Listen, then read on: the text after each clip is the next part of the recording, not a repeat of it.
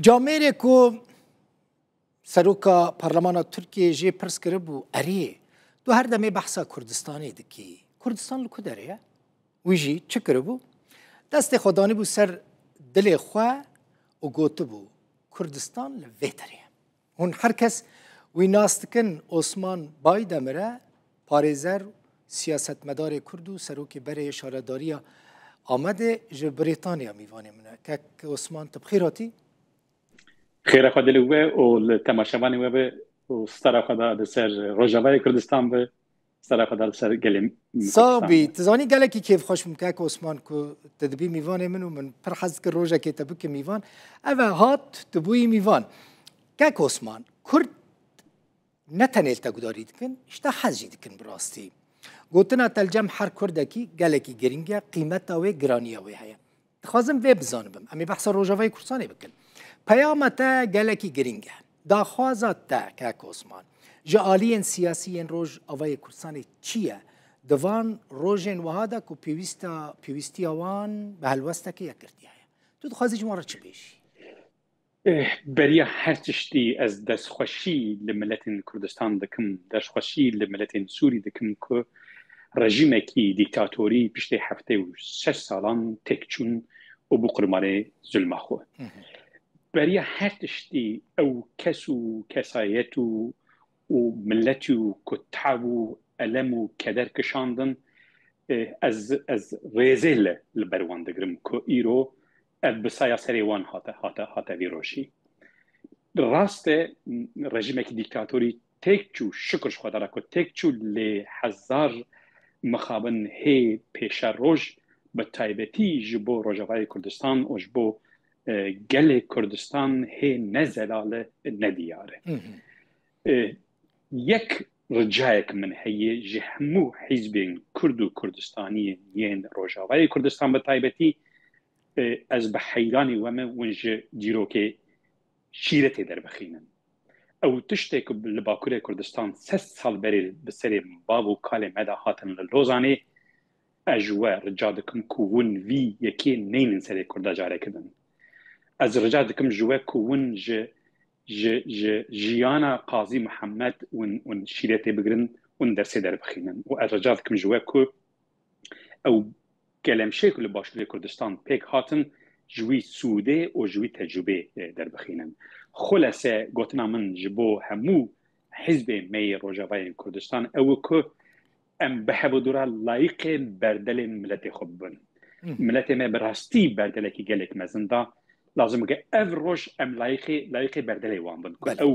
teva wan bibe kefereta azadiyê teva wan bibe kefereta avakirina statûyekî ku em bibêjin hemû Kurdistanî karibin dibinê wî sîwanê da jiyana xwe bi rê û rêwazên demokratîk pêş ve bixînin ku kek qurbanî te ku em di vî astê da li ser masê bi ser nekevin ev ser derfeta zêrîn ya sed salîn ku sed sala carekî tê hezar mixabin dibinê riskekî gelek mezin daye kek Osman te sebebek heye ku Kurd li Rojavayê Kurdistanê nebin yek û bi hev re neçin Şamê ku armanc Kurdistan bi ku armanc statûya Kurdistan bi bi raya min çi mişkilat niye çi mişkilat niye ku hîzbekî ku bibêje ez Kurd û Kurdistanî me ku bi hîzba dinê re bihevdû neke ji ber xatirê ku xwesteka millet çi ye yani berxwedana millet çi bû ji bo çi însan efqasana alijiyan bûn bi milyona însan sürgün bûn û ji bo çi bav û kalê me serê sed saliyê daxwaziya çi dikin daxwaziya otonomiya Kurdistan dikin daxwaziya federaliya Kurdistan dikin daxwaziya azadiya milletekî dikin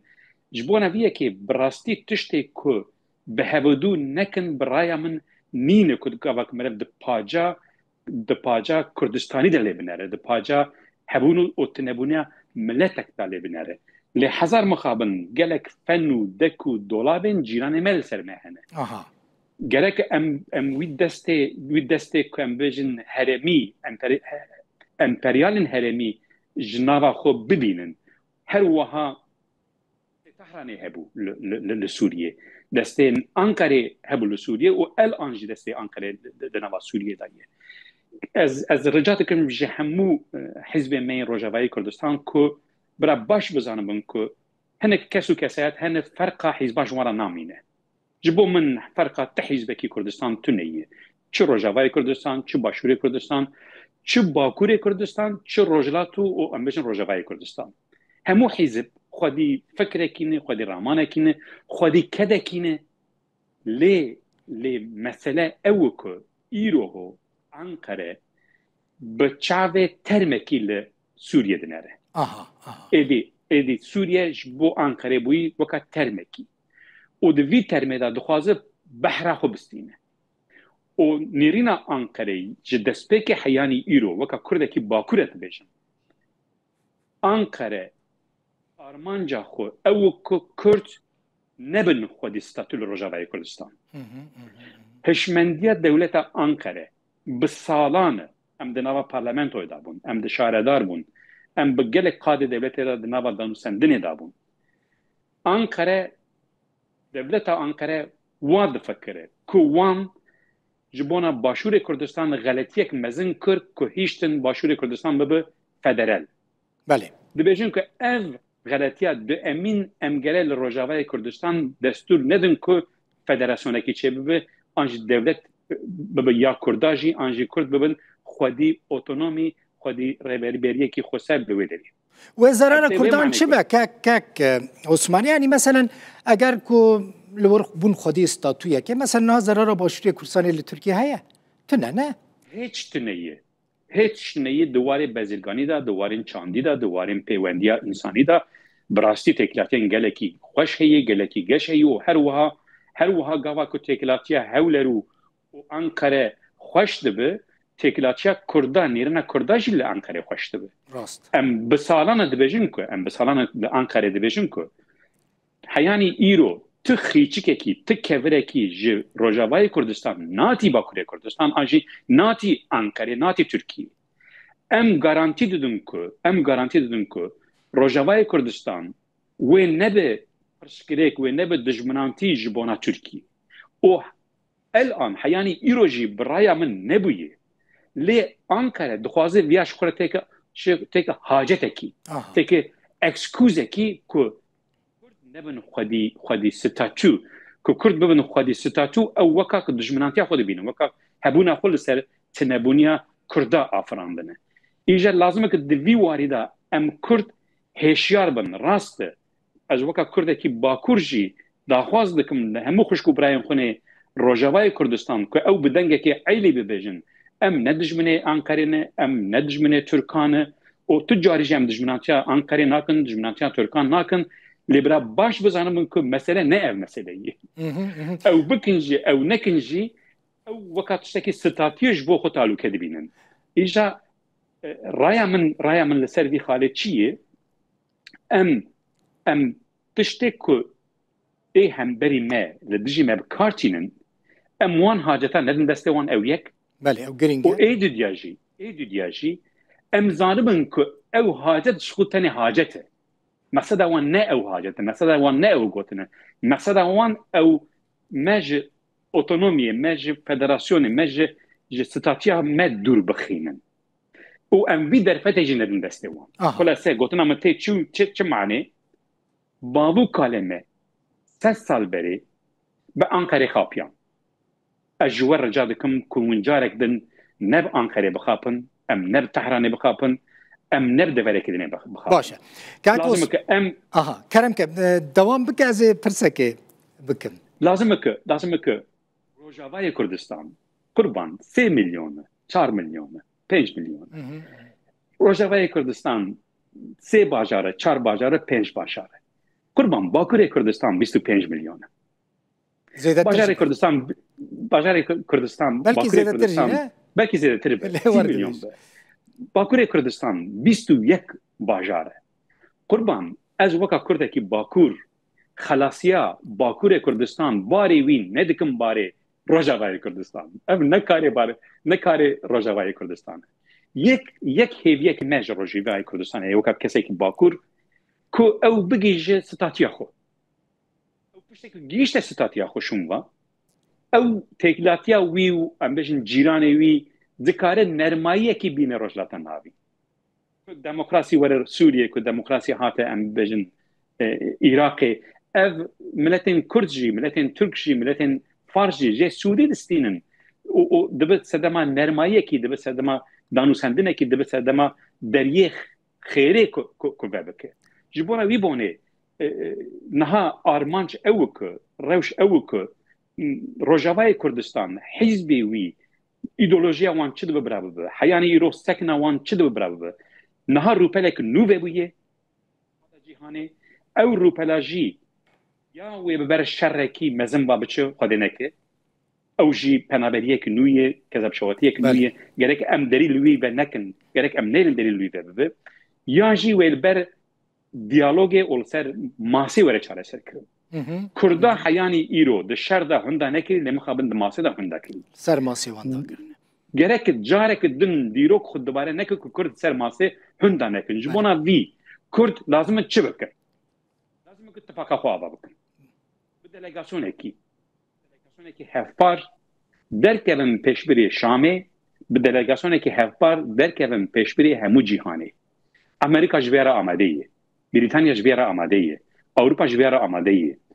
xêtirê Tirkiye xêtirê Ankarê hemû cîhan ji vê re amade ye Kurd lazim e ku rojek vere rojekî amadekariya xwe sera rast bikin û bi yek dengekî derkevin pêşberê Şamê Kak Osman wê rojê ez û dostekî em diaxivin me sohbetê kirin min got binêre em bi nüfusa xwe biçûk kêmin yanî coğrafya yanî behsa Rojavayê Kurdistanê dikim coğrafya me ne weke beşên dinên Kurdistanê coğrafya me biçûk e em birayê biçûkin yanî rast were bêjim lê Rojavayê Kurdistanê ji her sê beşên dinên Kurdistanê re xizmeteke mezin kiriye yanî hem Amentu billah hem li hemû derê hene Dî pêwîst e dem hatiye ku birayên me yên dinên mezin li beşên dinên Kurdistanê bi rastî alîkarê me bikin. Meselen li Parlemana Tirkiyê parlamenterên Kurd hene dikarin di vî warî de çawa bibin alîkar? Bi rastî ez bawerim hemû Kurdên cîhanê û yên Bakurê Kurdistan yên niha di parlamentoyê de em hemû Kurd Rojavayê Kurdistan bû star ji bona bavûkalê me di rejima Kemalizmê de Kurdek serî wî ket belayê xwe havit bin xetê bû star îro lazim e ki hemû beşên Kurdistanên din bibin sewt ji bona Rojavayê Kurdistan bibin sûd ji bona Rojavayê Kurdistan û birayê xwe qanî bikin heval û hogirê xwe qanî bikin ku em nebin bar ji bona Rojavayê Kurdistan bîle teşvî em barê wî sivik bikin ji bo ku em karibin barê wan sivik bikin çi ji destê me tê lazim e em teqsîr nekin û destê wan xurt bikin yanî bi rastî niha em bibêjin fersendê mezin destê Rojava de heye hinek kes û kesayetên ku Rojava heye bi rastî kek